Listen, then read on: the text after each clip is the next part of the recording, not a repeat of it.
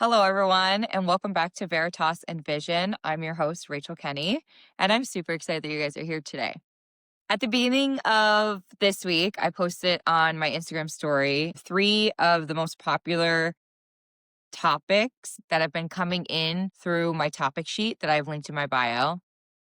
Again, if you guys don't know about that, you guys can go to the link in my Instagram bio page, and there is a topic page that's anonymous that you can put in there what you want me to go over in my podcast. So these 3 have been coming in actually quite frequently, and I'm not surprised about the one I'm going to cover today, but they were my story with Lyme, which I'm going to do next week, Lyme disease, why I quit CrossFit and my current thoughts now, and then weight cutting for women in jujitsu. I'm really excited about all 3 of these topics. And you guys all chose, not all of you, I mean, it was kind of close, but why I quit CrossFit came out on top. And I'm not surprised about that because a lot of you guys who follow me, a lot of the base of my following and where it all started was my CrossFit career. And when I quit, I was just like, yep, I'm done. I didn't really, talk too much about it. And it's hard to kind of talk about everything, right? When you don't have a space like this to kind of dive into it and do so. It's really hard to explain everything in which how you were feeling when you left something that was such a big part of your life for so long, so abruptly too. It's so hard to explain it all in a singular post. So here I am. I'm going to explain it to you guys today. A lot of you guys voted for this and I understand why. So first and foremost, I'm going to say that I'm going to start this out by saying, if you do CrossFit still, I still coach tons of CrossFit clients, both in nutrition, both in like the sport for their strength and conditioning and their programming. Like I still work out at like my strength and conditioning coach has a CrossFit gym. I still do the modality of CrossFit. I still do functional fitness, I would say. Sometimes in a lot of my power output days and workouts, one of my power output days right now is like assault bike sprinting, power cleans, and 3 straight leg box jumps. Like it's not, it's the same, it's CrossFit. So I still incorporate it. Not much. I do that once a week. I do a power output workout and that's it. But still, I can still do, everything from CrossFit. If you still do CrossFit, I am by no means saying that you should not do CrossFit. I'm not going to excessively slander the sport or say that it's stupid and that nobody should do it. That's not what I'm here to do. I'm not going to do that. But I am going to share with you the things I struggled with personally in the sport and how it wasn't necessarily the best option for me, or I just didn't really enjoy it that much, which is more so the biggest reason. So I did CrossFit competitively for 5 years. If you guys watched last week's podcast and my journey through sports, I kind of talk a little bit about it in there. I've loved it so much because there was gymnastics in it and I was a gymnast growing up. I was a gymnast for a majority of my childhood. So it was like I got a sense of my childhood back. And due to the abuse that I had with gymnastics, it was like I could rewrite my story in CrossFit. But I ended up kind of abusing myself in CrossFit because I latched onto it and used it as a thing to heal me from all the distress that was going on, duress that was going on in my life. It was not good. I realized very quickly that I had a very bad relationship with losing. I would go into literally like spirals and mental breakdowns, panic attacks. I would have like rough PTSD episodes because, and I didn't know that this was an issue for me when I was in soccer after gymnastics because it was a team sport and not an individual sport.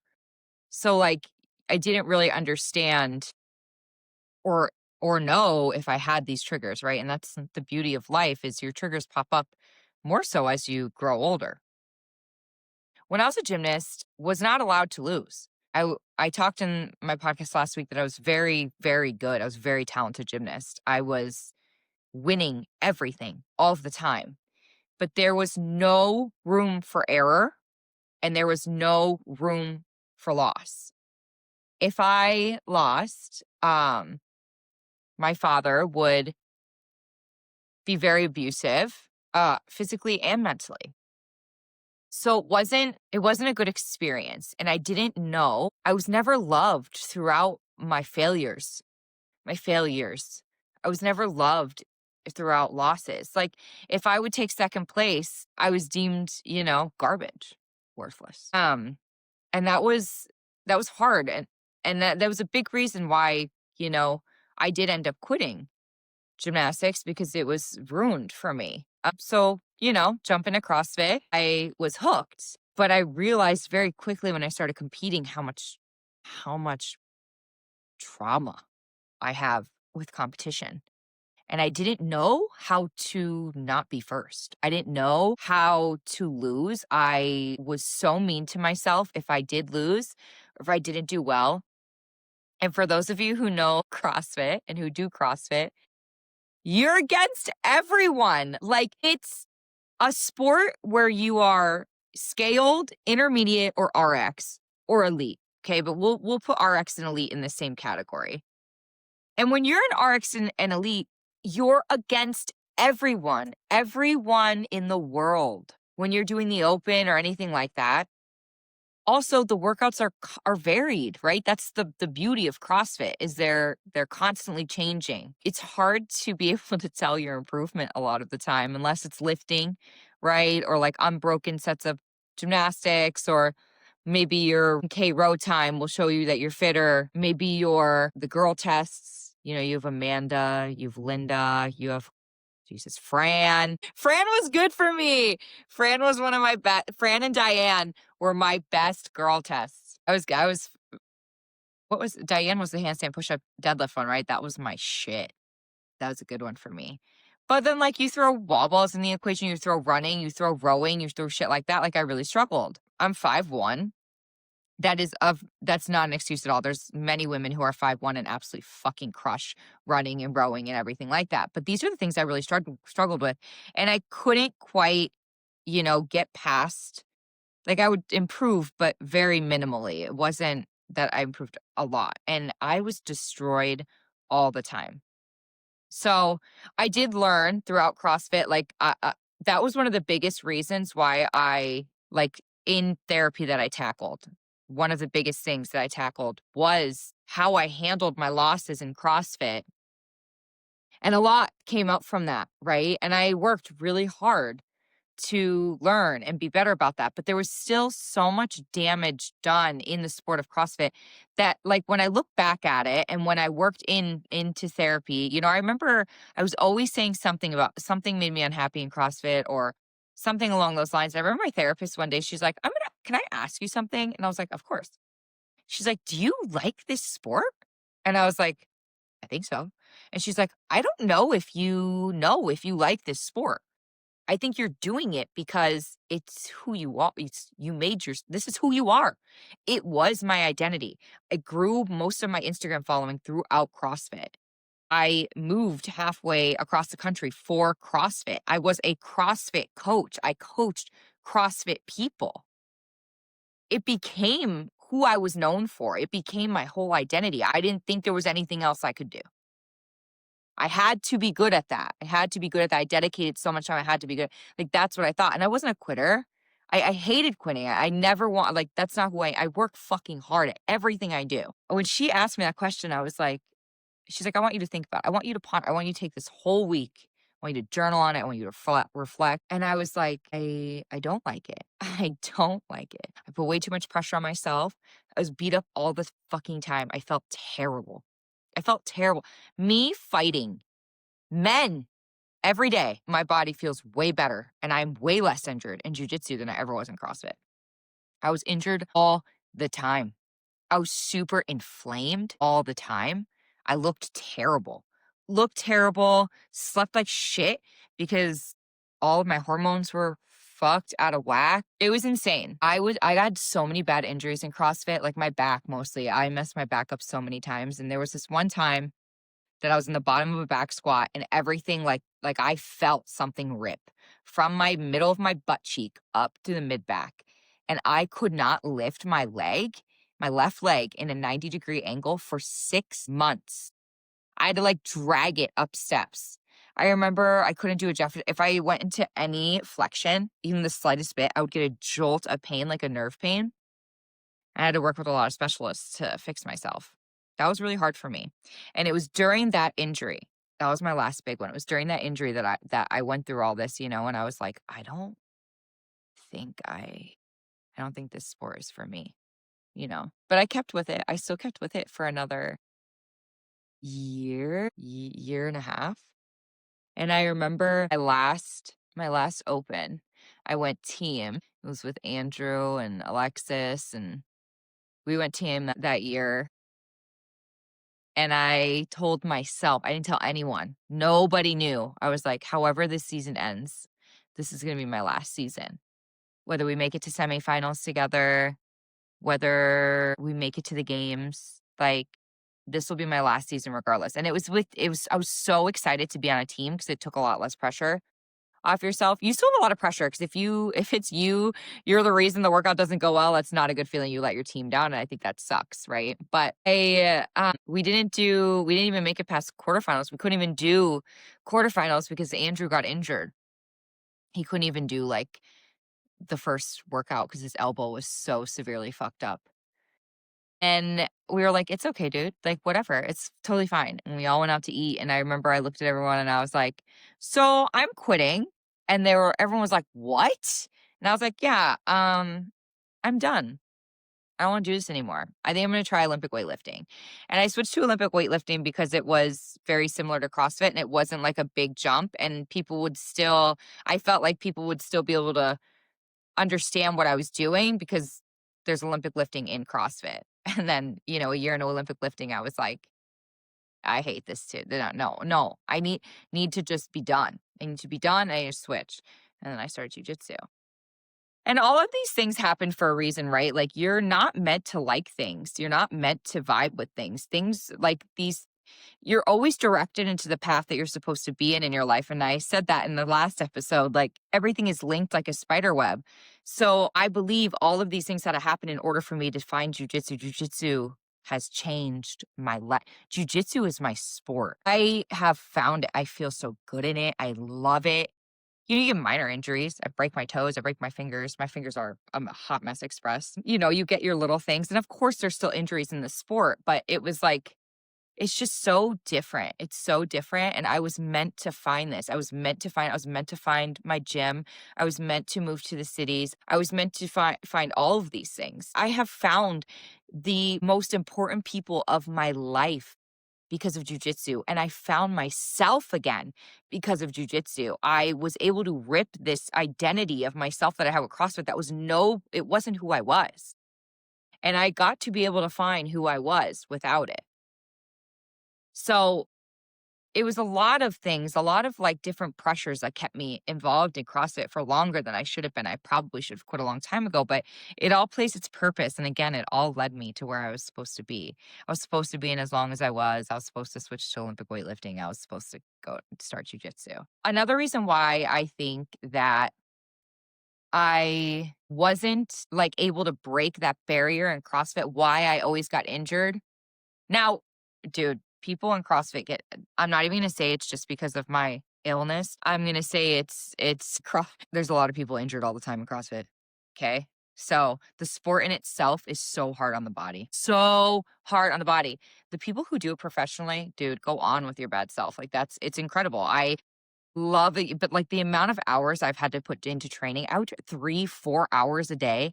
And granted, there's some days now that I train 3 hours, in jujitsu, but it'll be like 2 hours of jujitsu, 1 hour strength and conditioning, whatever. It's just different. It's not 4 hours of absolutely destroying my body. So it's incredible that people, can do this sport professionally.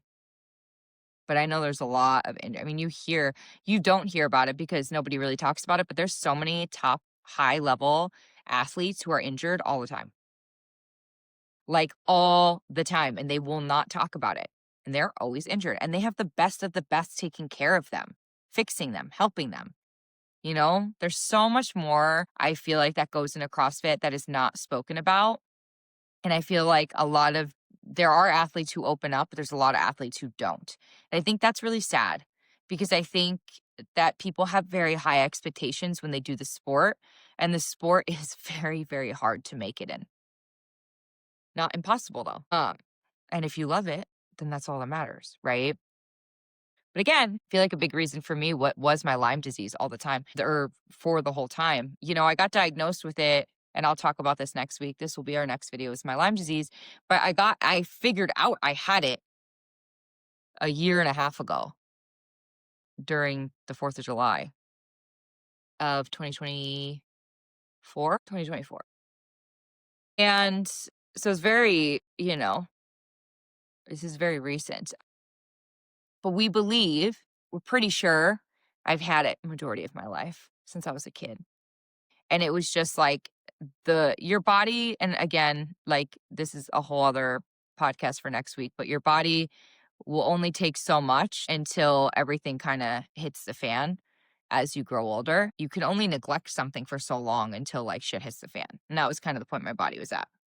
But it makes sense as to why I was always inflamed and I couldn't recover, because Lyme disease is such a very inflammation is like the whole key to it. The aches, the pains, your joints, like you're tired. CrossFit was not a good sport for me having Lyme disease. And I'm sure there's a lot of people who have Lyme that do the sport. That's fine. Lyme attacks everyone differently. Every single person, Lyme disease attacks them differently. That's why it's such a crazy thing. And for me, like it was just not a good sport for me. So involved, like, for my health in general. So hopefully, this kind of explains. This isn't the longest video ever, but it hopefully explains a little more as to why I quit. And it was a long time coming. And it was just a lot of me putting my identity into something. It was because I went through so much shit and so much trauma in my life that when I found this sport and I was decent at it, I just dove in, made it my whole identity. And then like, how do I change again? Like I didn't know. And it did save my life in a lot of ways. It really, really did. It was so good for me. Like it played a very major purpose in my life. And I will forever be thankful for my coaches, for, the teammates I've had, for the friends I made in the sport, for it developing my coaching, my love for coaching. It developed my want to get into nutrition coaching, and I help so many people in nutrition. It's it's I love my job. I'm good at it. I research all the time. It led me to all these things, so I'll forever be thankful for it. I will never not be appreciative of what this sport has brought to me and where it led me in my life.